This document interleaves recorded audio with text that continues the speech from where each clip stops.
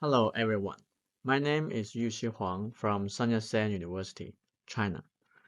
The contents of this session were prepared by Professor Fangang Meng, who is an expert in MBR systems and also from Sun Yat-sen University.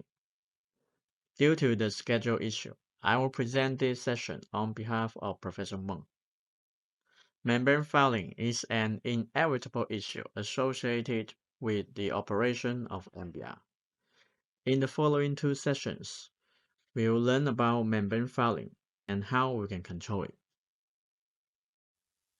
In the first session, let's focus on the definition of membrane fouling and its compositions. The first question we need to answer is what membrane fouling is. During the operation of an MBR system, the sludge flux, colloids, solutes, and inorganic matter will accumulate or deposit on the membrane surface or in the membrane pores. Such a process is called membrane fouling. Membrane fouling is detrimental to the MBR system. First, membrane fouling will cause pore blockage, which means the water will have more difficulty passing through the membrane. Therefore, water protection will be declined. We know that MBR systems are usually operated in a constant flow mode.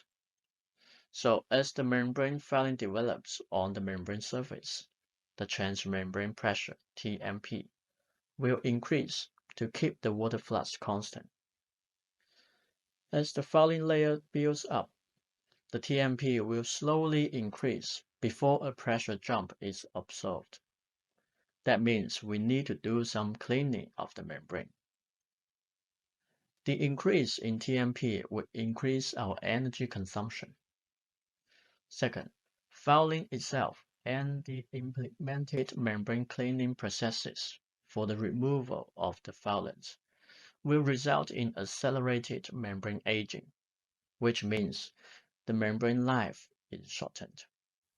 Therefore, the consequences of membrane fouling on our MBR systems are increased energy consumption, reduced water production, and ultimately higher economic costs. Without a doubt, dealing with membrane fouling is critical in the application of MBR technology. However, before we start a war against the membrane fouling, we need to know its composition and characteristics. According to the removal propensity of foulants, we can divide the fouling into three subcategories. If the fouling can be easily removed by physical cleaning methods, such as backwashing and aeration, then we call this type of fouling reversible fouling. The reversible fouling represents the loosely attached foulant that can be readily eliminated. For example, a newly formed biocake layer is relatively loosely bound to the membrane surface.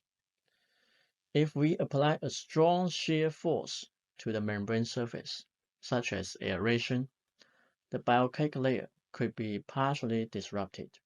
Then we will call this part of physically removed fouling the reversible fouling. The other categories of membrane fouling are irreversible fouling and irrecoverable fouling. Irreversible fouling means that the fouling cannot be removed by physical cleaning, but can be removed by chemical cleaning. However, there will be some foulants that cannot be removed even when chemical cleaning is applied. We call this type of uncleanable fouling the irrecoverable membrane fouling. This cartoon shows the relationship between the three types of fouling above. When a new piece of membrane is applied in the MBR system, sludge flux, colloids, and solutes will absorb or deposit on the membrane surface and inside the membrane pores. The loosely bound fouling could be removed by physical cleaning. The residue fouling after physical cleaning could be partially removed by chemical cleaning. At last, the irrecoverable fouling will stay in the membrane matrix, leading to material deterioration. Therefore, the accumulation of irrecoverable fouling could be considered a potential indicator of the deterioration of membrane performance. Now let's take a closer look at the composition of fouling. In fact, the foulants that appeared in the NBR systems could be varied significantly.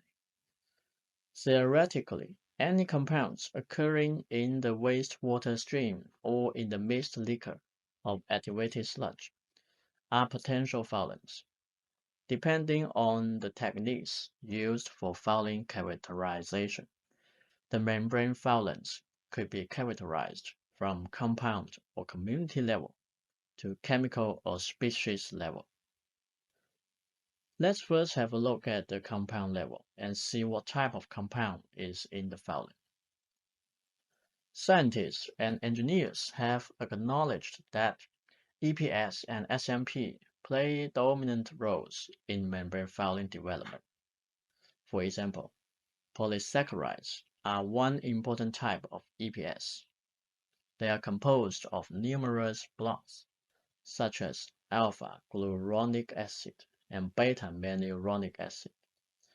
Based on some recent studies, polysaccharides are considered to be the major component of biopolymers with a molecular weight larger than 100 kilodalton.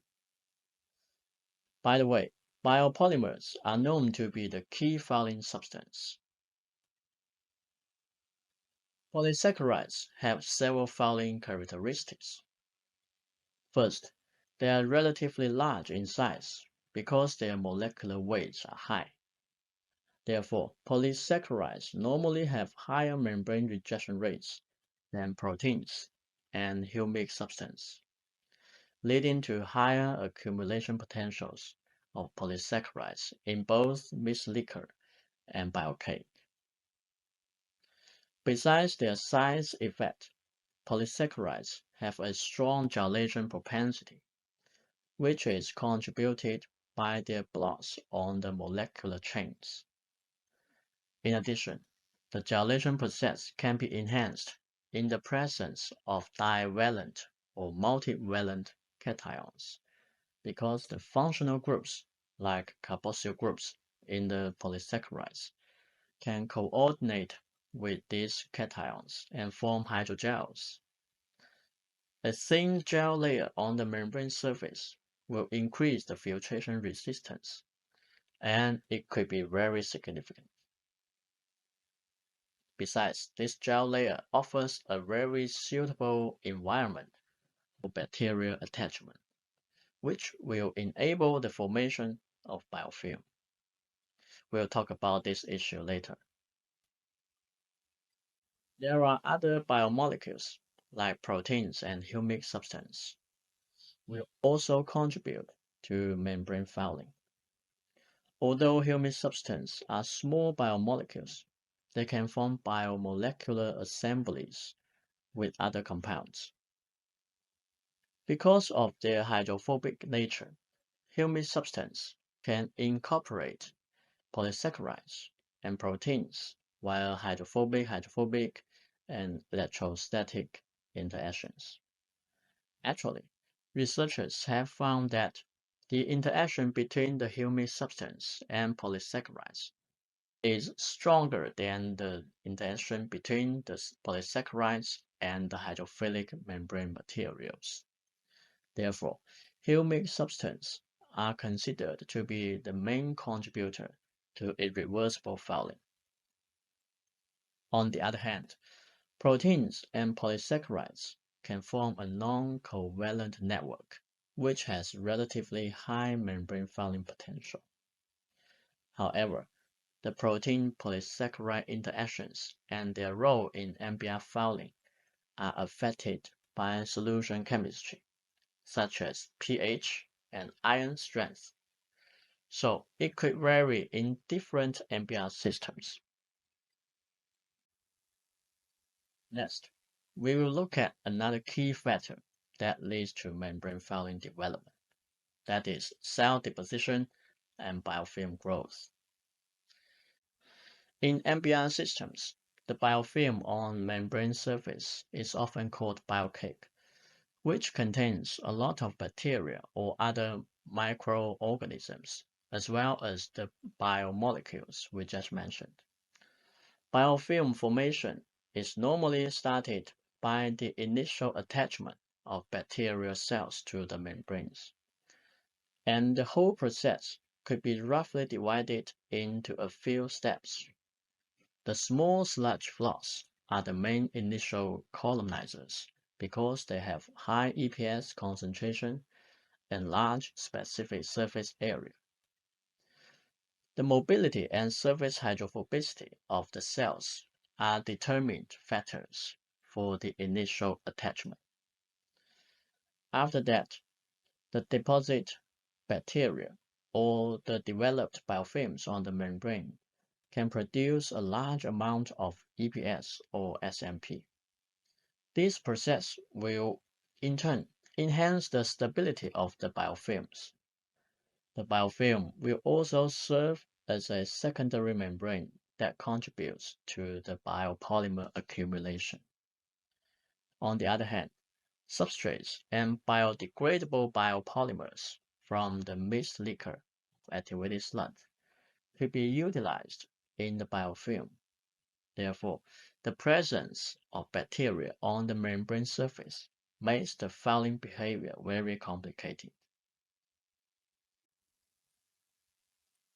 Soluble microbial products, SMP, are the soluble organic compounds released by the bacteria during normal biomass metabolism.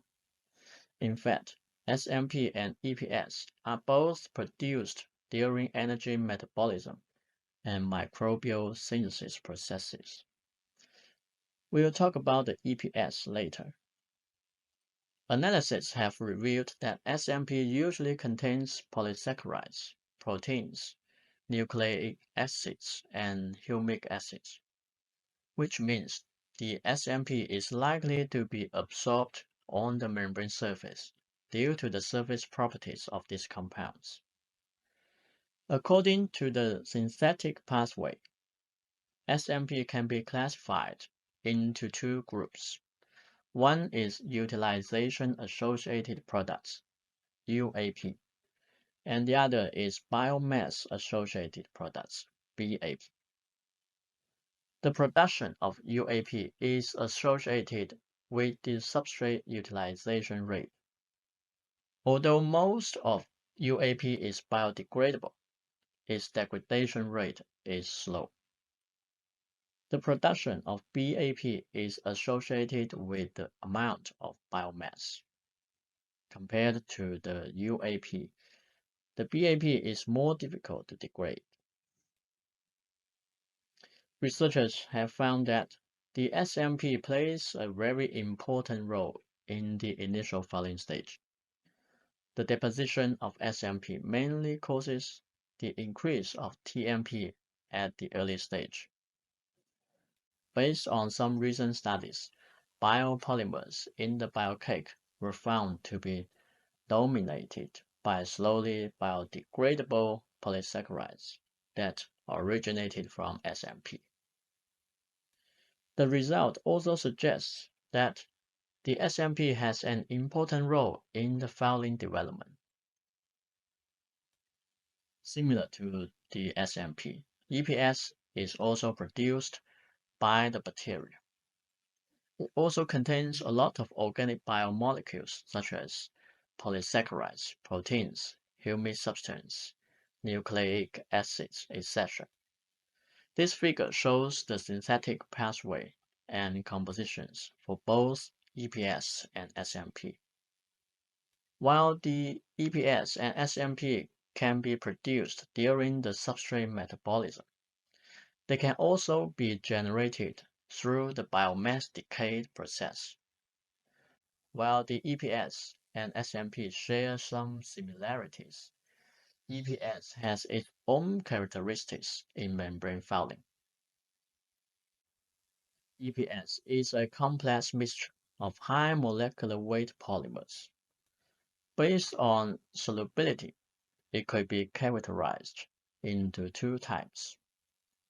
One is bound EPS, BEPS, and the other is soluble EPS, SEPS. The bound EPS mainly consists of shields, capsular polymers, condensed gels, loosely bound polymers, and attached organic materials. The soluble EPS, which is similar to the SMP, mainly consists of soluble macromolecules, colloids, and slimes. Bound EPS is closely attached to the cells, and soluble EPS is weakly bound with the cells or dissolved in the solution. As we have mentioned before, the TMP will slowly increase at the beginning before a rapid pressure jump is observed. In this jump period, the deposited bacteria on the membrane surface will produce EPS, and thus the EPS becomes a major foulant. Besides, a high EPS concentration in the sludge will have a negative effect on the settleability of the sludge. This is because EPS is usually negatively charged. A high concentration of EPS increases the surface charge of microbes, which increase repulsive forces between cells and decrease the settleability of the sludge.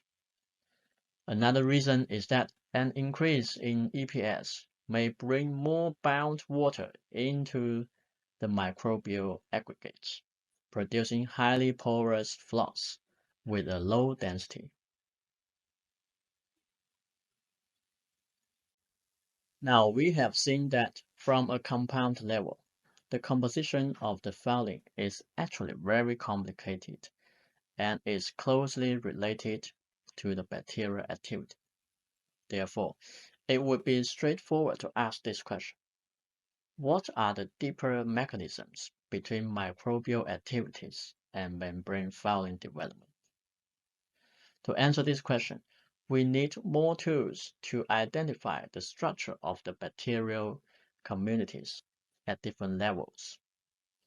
High throughput sequencing technology is powerful for characterizing microbial communities. We can identify the relative quantities and the dynamic shift of the fouling causing microbiomes. Moreover, some species with a low relative abundance have been found to play overproportional roles in the fouling development. This finding suggests that these rare species could be critical. In the future, understanding the dynamic changes in both biopolymers and bacteria in real ambient plants is needed to reveal ambient fouling mechanisms more clearly. A source tracking method would help identify the dynamic process of membrane fouling and the source of membrane foulants during their long-term operation. Last, a comprehensive understanding of the functional and metabolic processes in biocake and multiomics is recommended. All these studies will help us to develop more efficient fouling control strategies.